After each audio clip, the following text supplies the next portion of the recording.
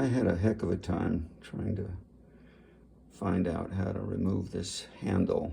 This is the Glacier Bay kitchen faucet, and it's got a set screw, and most of the set screws I was familiar with used an Allen wrench, but this one does not. This uses it's a star screwdriver.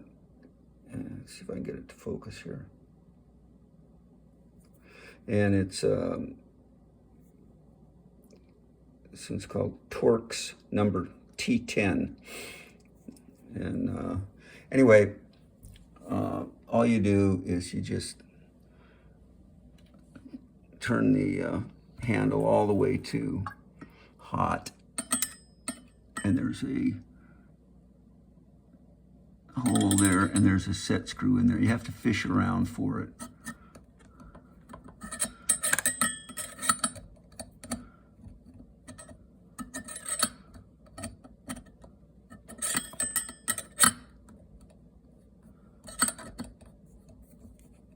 And then once you find it, you just simply unloosen it, pop it off.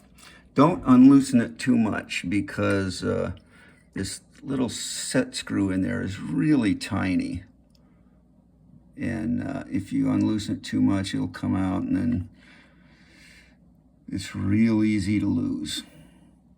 So that's all there is to it. It's just,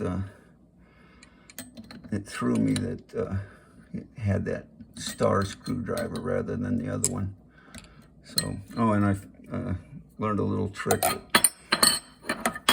see if I can get this on video. To put it back on, it's easier to thread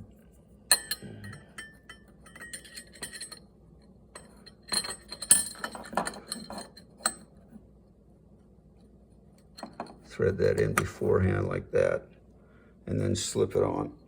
Let's see if I can do this one-handed. That, and just slip it on and then tighten it up.